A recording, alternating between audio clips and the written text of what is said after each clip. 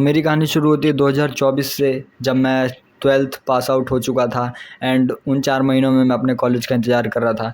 मैं बचपन से ही चाहता था कि यार मैं बाल बढ़ाऊँ, मैं बाल लंबे-लंबे रखूँ। जब भी मैं बाहर जाता था एंड जब मैं किसी भैया को देखता था कि यार इनके बाल बहुत बड़े हैं, तो मेरे अंदर से शौक आता था कि यार जब मैं भी अपना कॉलेज स्कूलिंग कंप्लीट कर लूँगा तो मैं भी बाल बढ़ाऊँगा। एंड स्कूलिंग की ये बहुत बेकार बात है कि ये लोग बाल बढ़ाने नहीं देते हैं। एक डिसेंट लेंथ भी रखने पे हमें बहुत मारा जाता है, तोड़ा जाता है एंड मैं इस चीज़ का बहुत बड़ा शिकार रहा। तो 12th के बाद मुझे सडन से एक आज़ादी मिली एंड मैं बाल बढ़ाने के रास्ते पर निकल गया।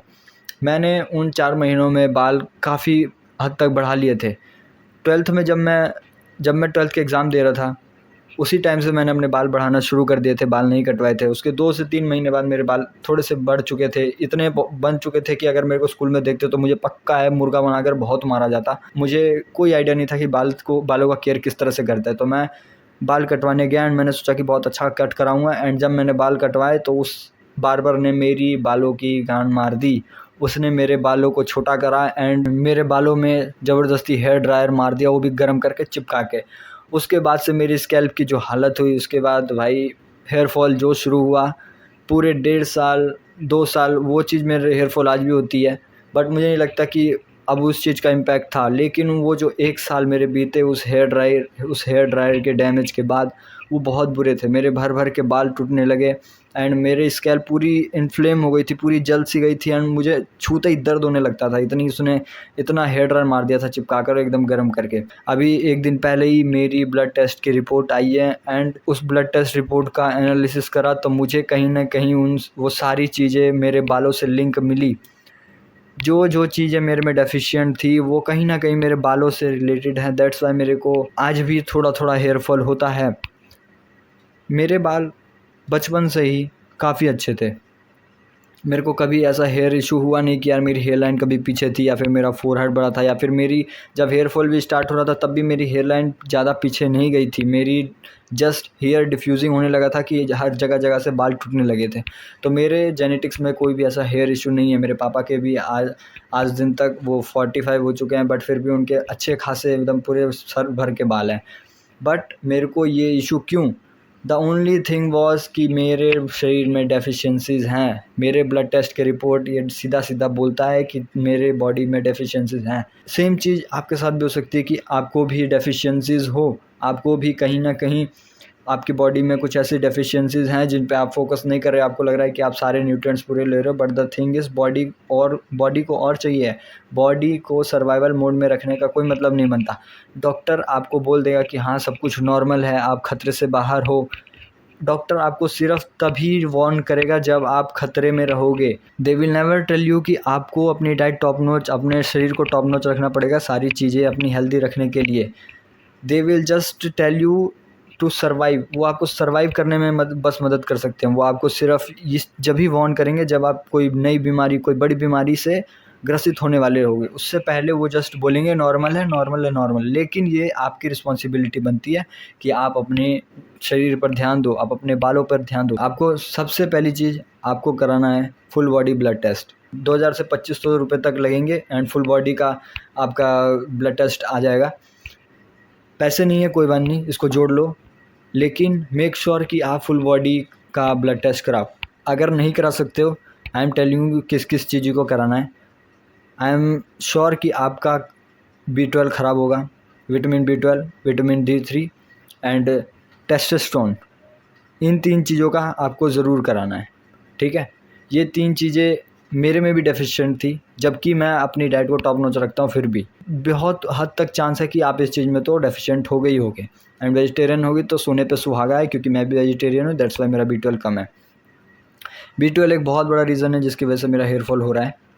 मैंने ChatGPT पे पूरा एनालिसिस डाला कि यार ऐसा-ऐसा बात है एंड क्या कमी है मेरे अंदर। उसने सीधा-सीधा बोला है ओमेगा 3 कम है, B12 कम है एंड विटामिन D3 मेरा पता नहीं कैसे लेकिन सही है, क्योंकि मैं धूप में अक्सर बैठ के सेकता हूँ एंड सॉफ्ट जेल भी खाता रहता हूँ विटामिन D3 की।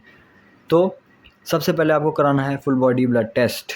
नहीं करा सकते हो, टेस्टोस्टेरोन का कराओ, विटामिन D3 का कराओ, B12 का कराओ एंड ये मैंने अपनी ज़िंदगी में पहला ब्लड टेस्ट कराया है। दैट्स वाई मैं जो डेफिशिएंट जिन चीज़ों में था एंड जो चीज़ें डायरेक्ट बालों से रिलेटेड है, मैं उन्हीं चीज़ों का मेंशन कर रहा हूँ, है ना। इससे आपका भी एक्सपेंस बच जाएगा। दूसरी चीज़ है कि शैम्पू मारना बंद कर दो यार। ये चीज़ से मैं भी पिछले साल तक, क्या अभी तक, इस साल के जनवरी फरवरी तक मैं डरता था कि यार शैम्पू नहीं मारेंगे तो क्या हो जाएगा। द थिंग इज़ कुछ नहीं होगा दोस्त, कुछ भी नहीं होगा। हमारे बाल हमेशा साफ़ ही रहते हैं। आपको हफ्ते में एक बार ही शैम्पू मारना है मैक्सिमम, ये एवरेज बता रहा हूँ, ये हर कोई कर सकता है, चाहे वो साफ़ इन्वायरमेंट में हो चाहे गंदे इन्वायरमेंट में हो। एक हफ्ते में एक बार संडे को आप शैम्पू कर सकते हो, लेकिन उसके बाद कंडीशनर मस्ट है।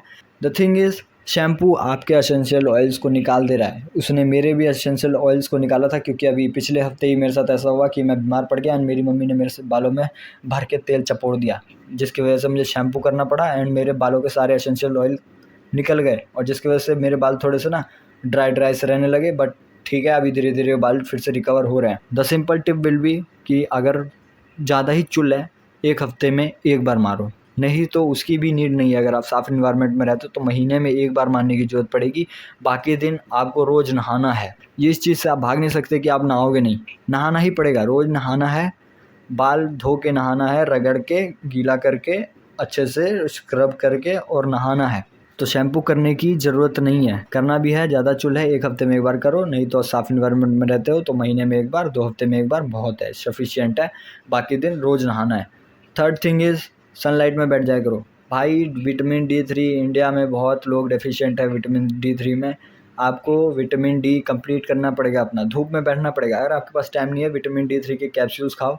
बट मैं सनलाइट में इसलिए बैठने बोल रहा हूँ क्योंकि सनलाइट जो है वो हमारे स्कैल्प पे जो बैक्टीरिया पनपते हैं, चाहे अपनी बॉडी पे कहीं पे भी बैक्टीरिया पनपते हैं, सूरज में एक ऐसी कैपेबिलिटी है कि वो सारे बैक्टीरिया को किल कर देता है। तो मेक श्योर कि आपको जब भी टाइम मिलता है, सूरज उगा हुआ है, जाके धूप में बैठ जाओ, 5 मिनट 10 मिनट बैठ जाओ नंगे होके एंड विटामिन डी लो, ठीक है ना। इससे आप भाग नहीं सकते कि यार सूरज में बैठने से टैन हो जाऊंगा। टैन नहीं होगे, इतना जल्दी सूरज इफेक्ट नहीं करता अनटिल अनलेस आप एकदम दोपहर की गर्मी में 20 मिनट 30 मिनट बैठ गए हो।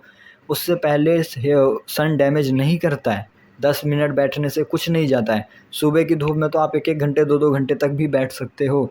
तो सनलाइट में बैठना is must, very very important. Fourth thing ये है कि अपने आप बालों को कंघी नहीं मारते हो। ये बहुत ही अलग तरह का कॉन्सेप्ट हो रहा होगा कि यार ये क्या बोल रहा है, बट द थिंग इज़ एक टाइम पे मैं भी था जब बालों में सिर्फ ऐसे ऐसे करके एंड ऐसे ऐसे, जो आजकल ट्रेंड चलता है ना कि स्क्रंच कर लो, स्क्रंच करके एंड कंघी नहीं मारते, उससे बाल डैमेज होते हैं, उससे बाल उलझ जाते हैं। आप जब हाथ मारते हो तो कहीं ना कहीं वो बाल फंस के टूटने का डर रहता है। मेक श्योर कि आप कॉलेज जाते हो, कहीं भी जाते हो, आपके बैग में एक वुडन कंघी हो, नीम की वुडन कंघी, जिसको आप देख रहे हो कि हाँ बाल टेंगल हो रहे हैं तो आप उनको मारो एंड उन बालों को ठीक कर लो, है ना, उलझने ना दो। अंडररेटेड टिप है, ट्राई करना, ये चीज़ मेरे पे वर्क करती है, दैट्स वाई मैं आपको बता रहा हूँ।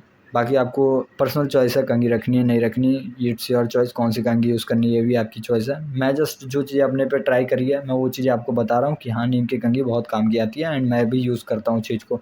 एंड वो वाली कंघी तो बिल्कुल यूज़ मत करना जो गोल वाली होती है एंड उसके चारों तरफ में कंघे लगे होते हैं, हेयर्स लगे होते हैं एंड उससे जो ऐसे घुमा घुमा के खड़े करने के काम आते हैं। वो कोई, मैं भी एक टाइम पर उसका बहुत बड़ा फ़ैन था कि यार कितनी मस्त कंघी है, बाल खड़े कर देता है, बट द थिंग इज़ ज़रूरत नहीं है ना, वो बालों को डैमेज ही करता है। वुडन कंघी सही है, उससे आपके बालों में नेचुरल फ्लो आता है एंड जैसे बाल नेचुरली रहना चाहते हैं उसी तरह से रहते हैं।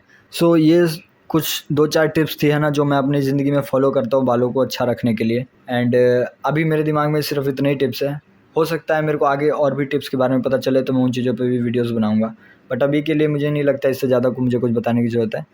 So that's it for this video. मिलते हैं किसी और वीडियो में किसी और टॉपिक के साथ। तब तक के लिए भाई बालों का ध्यान रखो, नहीं तो बाल चले जाएंगे और एक बार चले गए तो वापस नहीं आने वाले। मिलते हैं किसी और वीडियो में। Bye bye.